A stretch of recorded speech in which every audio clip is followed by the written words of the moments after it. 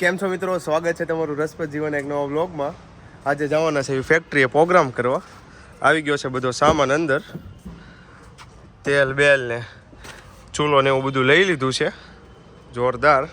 પછી જો મિત્રો બધો સામાન ભરાઈ ગયો છે ગાડીમાં, મૂકી દીધું છે. હવે જવા દેવી ફેક્ટરીએ. કરવાનો છે હમણાં પ્રોગ્રામ. આજે આપણે જોવાના છે ભજીયા કેવા સરસ મજાના બને. આવી ગયા છે મિત્રો ફેક્ટરીએ, ગોઠવી દીધો છે બધો નાનો મૂમનો આપણો થોડોક સેટઅપ જોરદાર. હવે તમને આગળ જણાવવામાં આવશે કે સૌથી સરસ કુંભણિયા કઈ રીતે બનાવવા.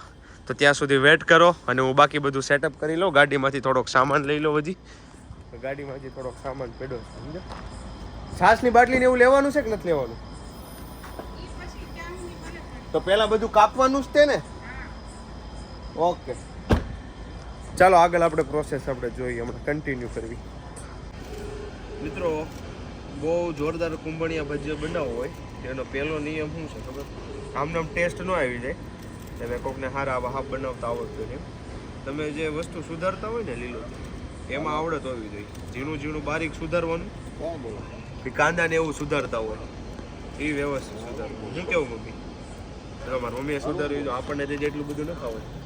મમ્મીએ મસ્ત સુધાર્યું. કાંદા ને એવું હોય ને એ ચોરસ ચોરસ કટ નહીં કરવા. કેમ પાવભાજી યારે ખાવું હોય કાંદા તો ચોરસ કટ કરો તો મજા આવે. અને આમાં ભજીયામાં નાખો તો બારીક કટ કરવાના, આમ લીરું પડે ને એવા, એટલે મસ્ત ટેસ્ટ.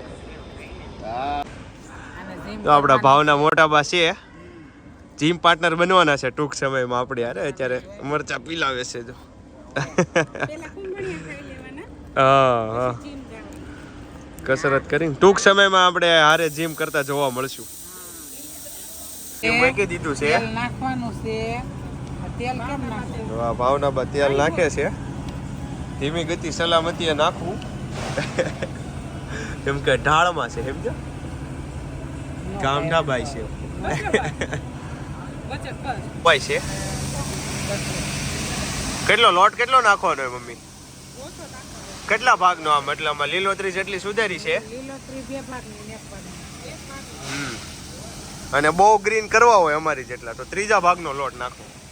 લોટ દેખાવો ન જોઈએ ભજીયા. એ એવા જ કરજો હો અત્યારે. તે કમ્પ્લીટ તેલ ગરમ થાય છે હજી.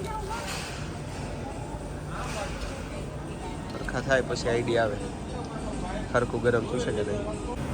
આ લઈ જાય એટલા ગોટા.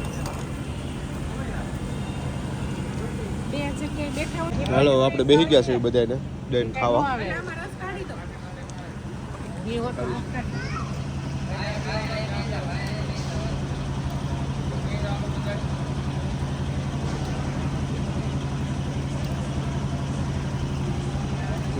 લોટ સૌથી ઓછો દેખાવ.